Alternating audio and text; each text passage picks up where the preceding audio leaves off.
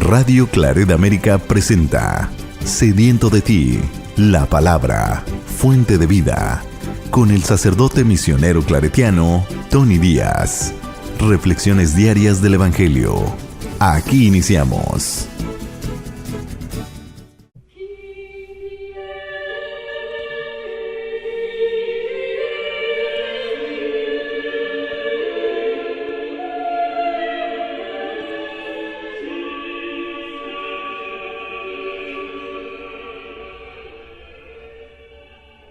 Bienvenidos hermanos a nuestras reflexiones bíblicas de las lecturas del día.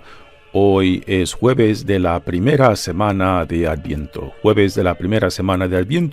La primera lectura de hoy viene del profeta Isaías capítulo 26 versículos 1 al 6. Aquel día se cantará este canto en el país de Judá. Tenemos una ciudad fuerte. Ha puesto el Señor para salvarla murallas y baluartes.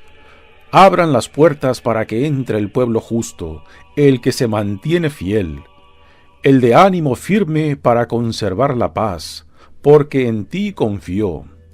Confíen siempre en el Señor, porque el Señor es nuestra fortaleza para siempre. Porque Él doblegó a los que habitaban en la altura, a la ciudad excelsa la humilló hasta el suelo, la arrojó hasta el polvo, donde la pisan los pies de los humildes, los pasos de los pobres.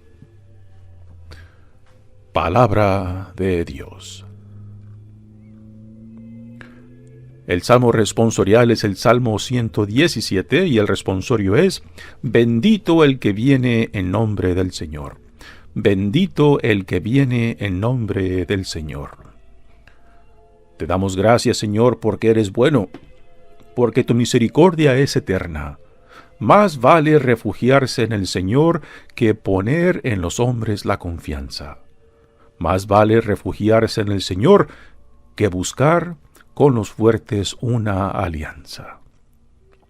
Bendito el que viene en nombre del Señor. Ábranme las puertas del templo, que quiero entrar a dar gracias a Dios. Esta es la puerta del Señor, y por ella entrarán los que le viven fieles. Te doy gracias, Señor, pues me escuchaste, y fuiste para mí la salvación. Bendito el que viene en nombre del Señor. Libéranos, Señor, y danos tu victoria. Bendito el que viene en nombre del Señor. Que Dios desde su templo nos bendiga. Que el Señor desde su templo nos bendiga. Que el Señor nuestro Dios nos ilumine. Bendito el que viene en nombre del Señor. El Evangelio de hoy viene de Mateos capítulo 7, versículos 21 y 24 al 27. En aquel tiempo Jesús dijo a sus discípulos: No todo el que me diga, Señor, Señor, entrará en el reino de los cielos, sino el que cumpla la voluntad de mi Padre, que está en los cielos. El que escucha estas palabras mías y las pone en práctica, se parece a un hombre prudente que edificó su casa sobre roca. Vino la lluvia, bajaron las crecientes, se desataron los vientos y dieron contra aquella casa, pero no se cayó, porque estaba construida sobre roca. El que escucha estas palabras mías y no las pone en práctica, se parece a un hombre imprudente, que edificó su casa sobre arena. Vino la lluvia, bajaron las crecientes, se desataron los vientos, dieron contra aquella casa y la arrasaron completamente. Palabra del Señor. Muy bien, demos comienzo a nuestra reflexión de las lecturas de hoy. Continuamos leyendo del profeta Isaías. Gran parte de esta temporada de Adviento, la primera lectura saldrá de este profeta. Y aquí en este capítulo 26 tenemos el principio de un salmo, de un himno, en lo cual se hace una comparación entre la ciudad de Dios y la ciudad de los enemigos, de aquellos que se oponen al plan de salvación de Dios. Y una será rebajada, será arruinada, y la otra será enaltecida por su fidelidad al Señor. Aquí la ciudad a que hace referencia es la ciudad de Jerusalén, que representa al pueblo que se ha mantenido fiel aún en la experiencia del exilio, particularmente por la experiencia del exilio, que a pesar de haber sido desterrados y desenraizados de su tierra y llevados al exilio en Babilonia, pues los remanentes, aquellos fieles que se mantuvieron confiados en el Señor, regresan para ser recibidos. Y esta es la visión que el profeta Isaías nos presenta, que Dios volverá otra vez a reconstruir no simplemente la ciudad física de Jerusalén, porque para Dios lo que es importante es volver a reconstruir el pueblo, porque la relación con Dios no está hecha con una ciudad física o material. La relación de Dios fue hecha, la alianza que Dios hizo, la hizo con un pueblo, y es el pueblo a quien Dios quiere reconstruir y enaltecer, particularmente aquellos que se han mantenido fiel en medio del sufrimiento, en medio del exilio, y que ahora regresan a la ciudad de Jerusalén. Dice: aquel día se cantará este canto en el país de Judá.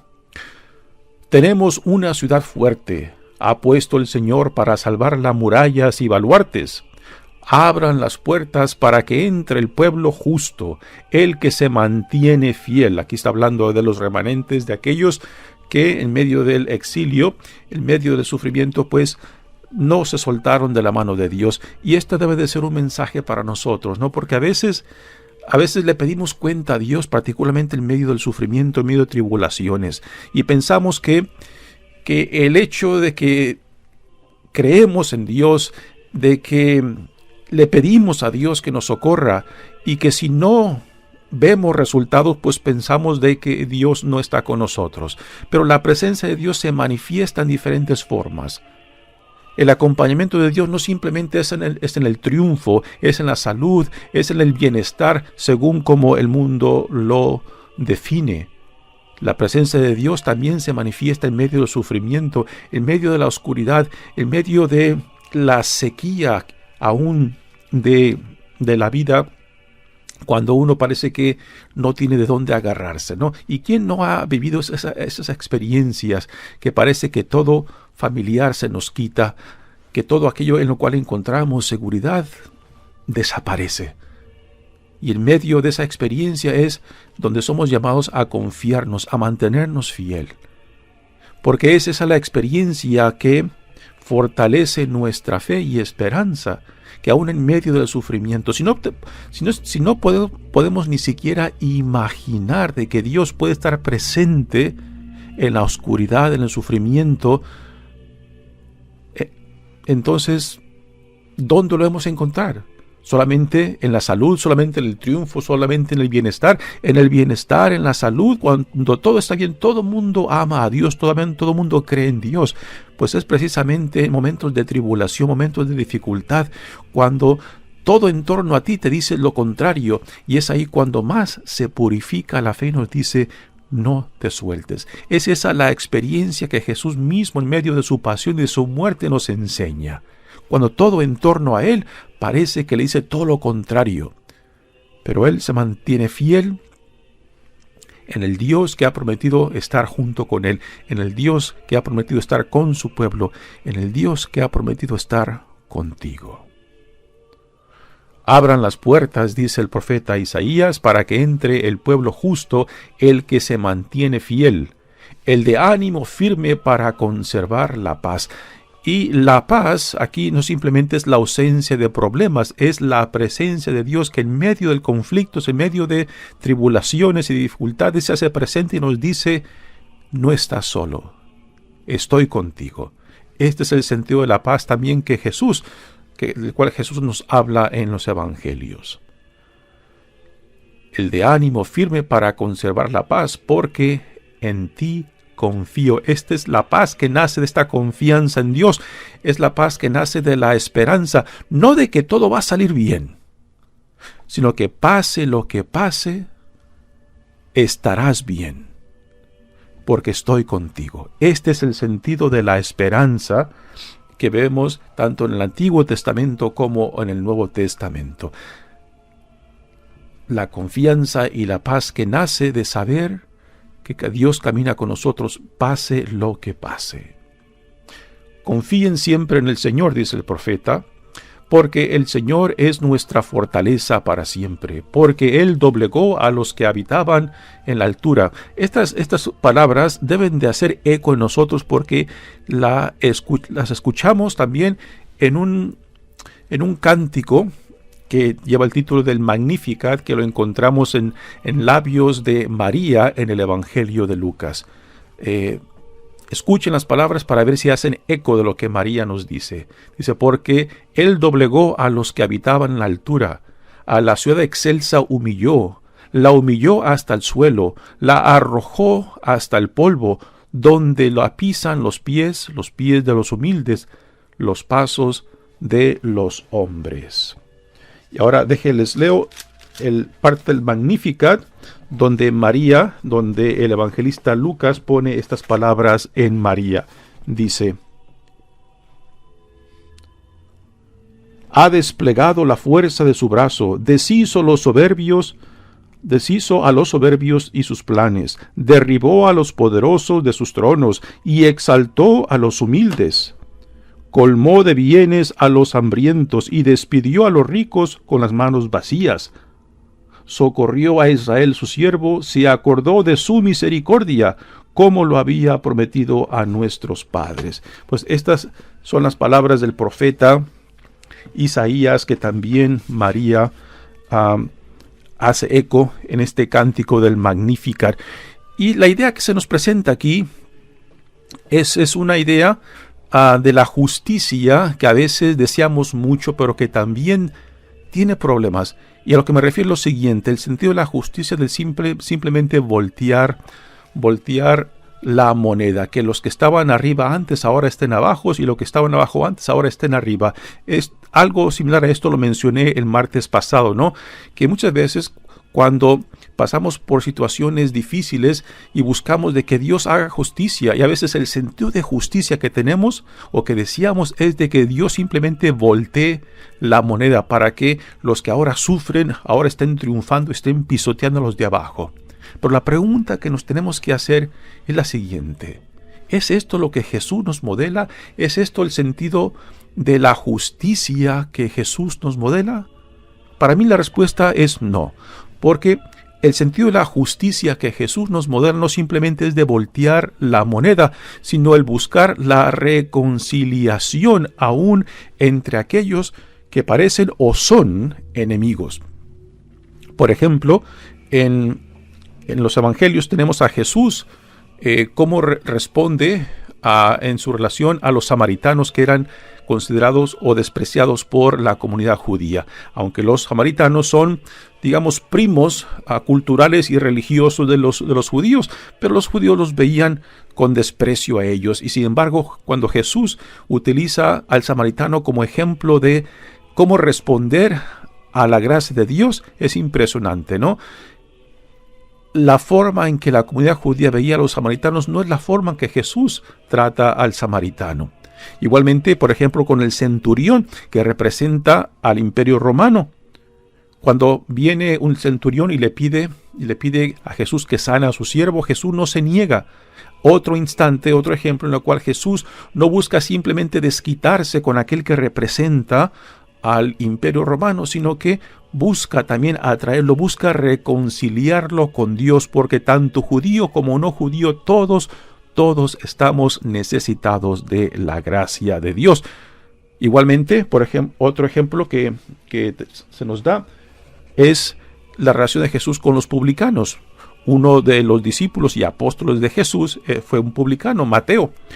Y Aunque los publicanos eran odiados por la comunidad judía por ser vistos como traidores, porque prácticamente trabajaban para el Imperio Romano recogiendo los impuestos y por encima ellos se cobraban su sueldo y se aprovechaban de eso y eran odiados. Sin embargo, Jesús, para aquellos publicanos que estaban dispuestos a escuchar su mensaje del reino, no lo rechazó. No los trató con la misma actitud que la comunidad judía los trataba, sino que también les dio a entender que tenían acceso a Dios.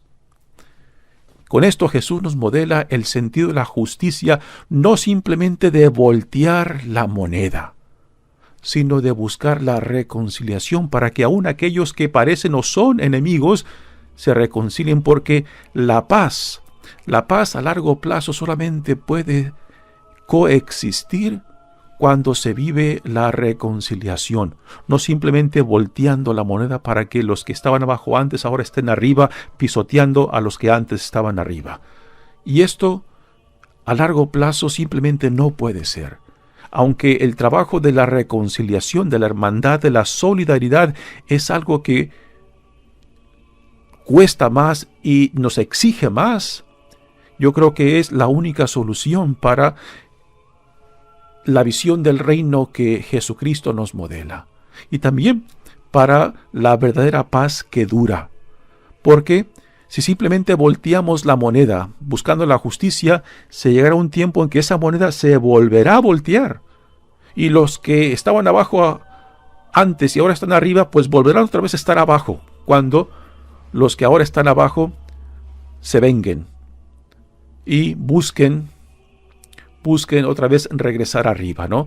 Pero cuando nos esforzamos por vivir la reconciliación según Jesús la modela, de buscar la hermandad aún entre aparentes enemigos, es ahí donde realmente se vive la visión del reino que Él mismo nos modela. Muy bien, pasemos ahora al Evangelio de hoy, que viene de Mateos, capítulo 7, y este Evangelio de hoy es prácticamente el final del Sermón de la Montaña. El Sermón de la Montaña en Mateos es el corazón del Evangelio de Mateos. Es ahí donde encontramos las enseñanzas más profundas de Jesús en torno al reino de Dios. Y este sermón Jesús lo empieza con las bienaventuranzas, ¿no? Lo cual es una gran ironía de que cuando tratamos de buscar palabras o mensajes que definan lo que es un cristiano, es impresionante y curioso cómo nos vamos a los 10 mandamientos y rara es la vez que citamos, por ejemplo, las bienaventuranzas como el ideal de la vida a la cual somos llamados en Cristo.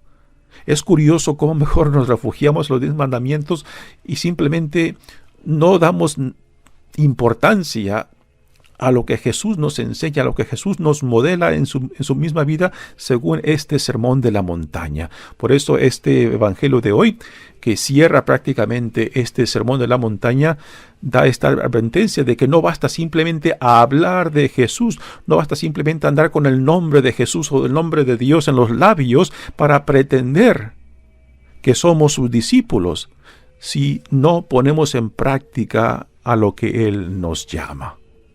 Y es el evangelio que hoy leemos. Es curioso que el trozo de evangelio que se escogió para este día, pues no incluyen los versos 22 y 23. No logro entender por qué del 21 se brinca al 24, porque los versos 22 y 23 completan el mensaje que Jesús nos da aquí cuando dice: en aquel tiempo Jesús dijo a sus discípulos: no todo el que me diga Señor, Señor, entrará en el reino de los cielos, sino el que cumpla la voluntad de mi Padre que está en los cielos.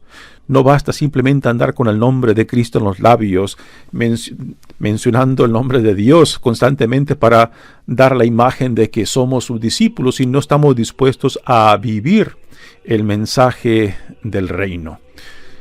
Los versos que se han excluido de este evangelio son los siguientes: 22, que dice: aquel día muchos me dirán Señor, Señor, Hemos hablado en tu nombre y en tu nombre hemos expulsado demonios y realizado muchos milagros. Para Jesús no importan tanto las obras.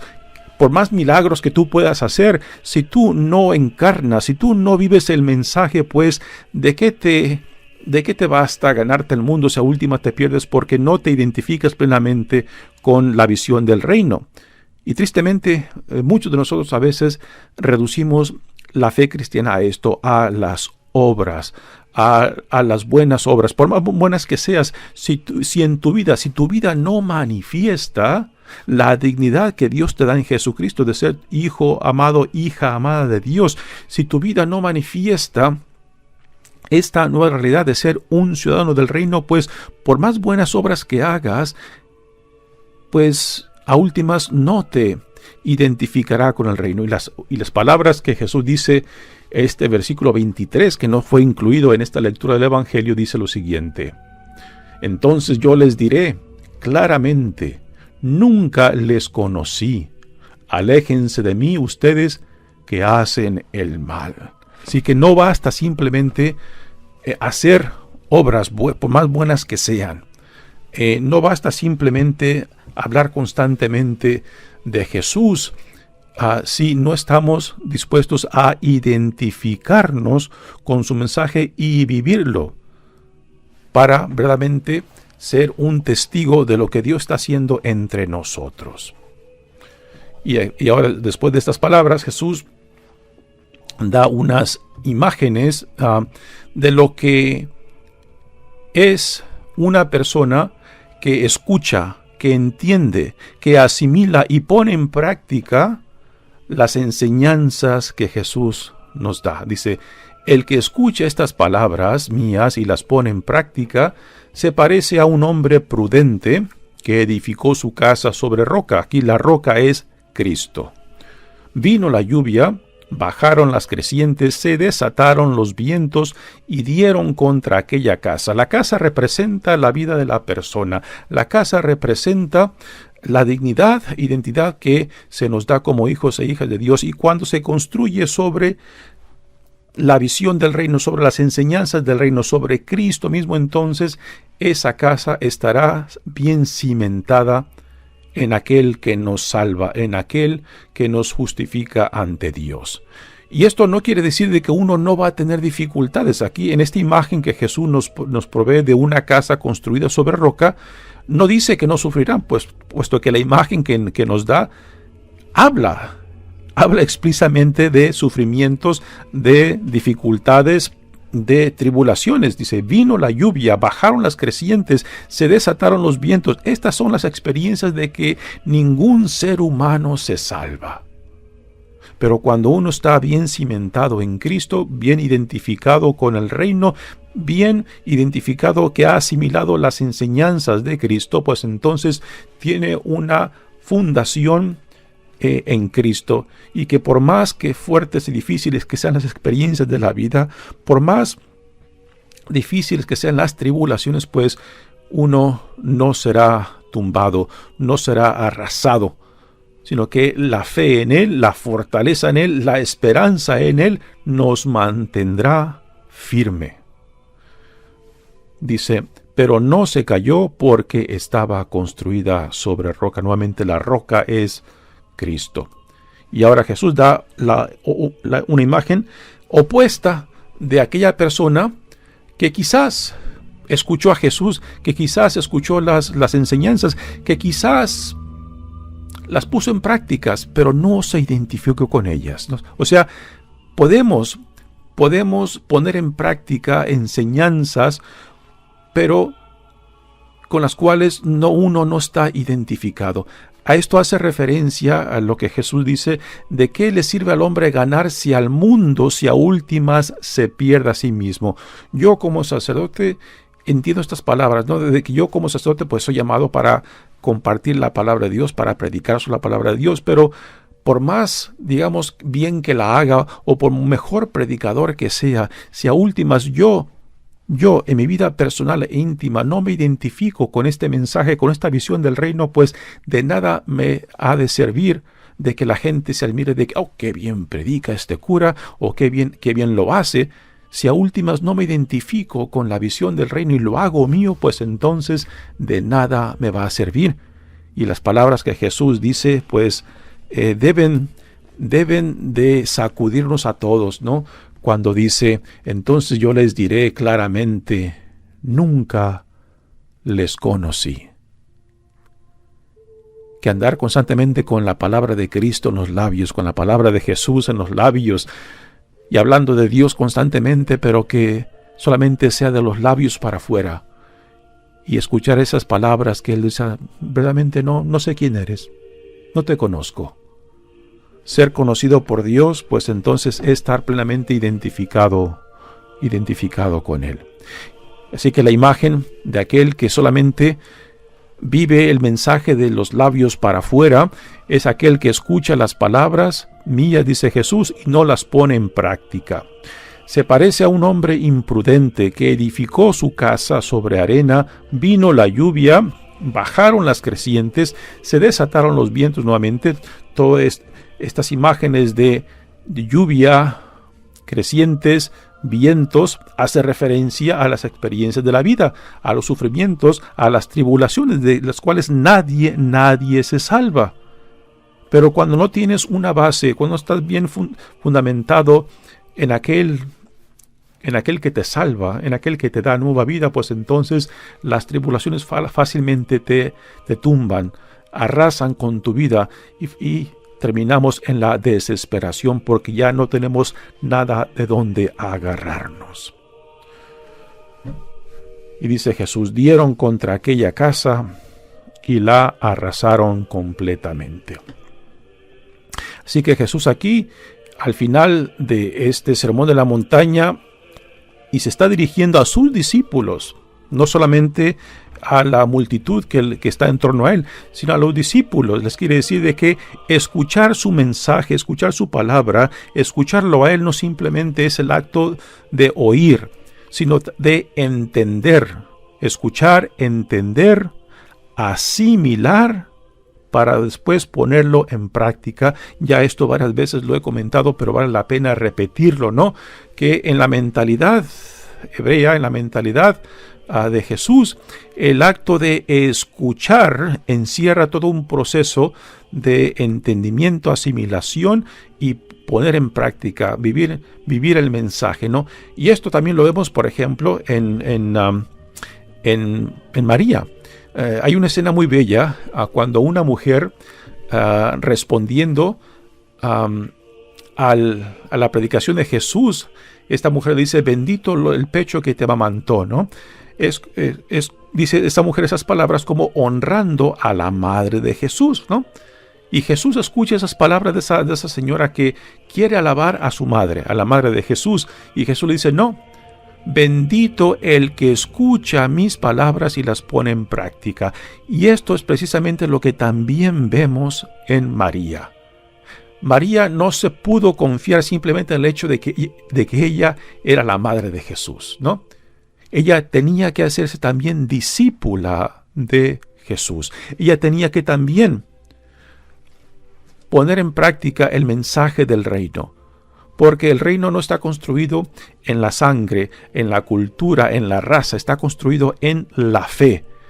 La fe que se le propone, que se le da, que se le ofrece a toda persona, seas quien sea de cualquier raza, sea de cualquier cultura, seas de cualquier nación, que esté dispuesto a escuchar el mensaje del reino, el mensaje del evangelio. Y María, pues también por excelencia nos manifiesta lo que significa escuchar, entender, asimilar y poner en práctica. Hay una frase que el evangelista Lucas repite constantemente en los evangelios en torno a María, que cada experiencia de María en torno a Jesús, él la va guardando en su corazón, ¿no?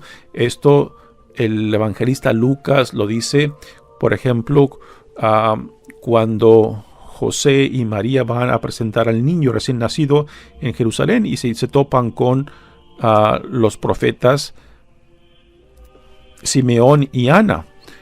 Y las palabras que ellos dicen acerca del niño pues mantienen a María a primeras confundida, pero también sorprendida de lo que dicen acerca de este niño. Y después, cuando después el jovencito Jesús se les pierde en el templo de Jerusalén a la edad de 12 o 13 años, y Jesús le dice, el joven Jesús le dice a María, ¿qué no sabías que tengo que estar en los asuntos de mi padre, no?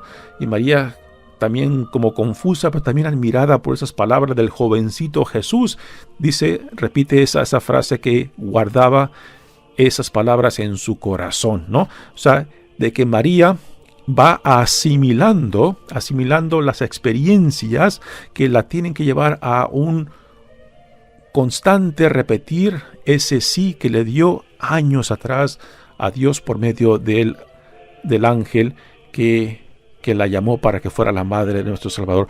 Menciono esto porque María también pues es un modelo de fidelidad, de discipulado, ¿no? Y que lo que Jesús nos dice, ¿no? De que si no ponemos en práctica sus palabras, su mensaje, su visión del reino, pues nuestras vidas no están construidas sobre Él. Y a últimas no seremos reconocidos por Él. Si no se lleva a cabo ese escuchar, ese entender, ese asimilar para poder después vivirlo y ponerlo en práctica. Y María lo hace esto por excelencia. Muy bien, mi nombre es Padre Tony Díaz, misionero claretiano. Que Dios los bendiga. Radio Claret América presentó Sediento de ti, la palabra. Fuente de vida. Sus comentarios son importantes. Contáctenos en radioclaretamerica@gmail.com.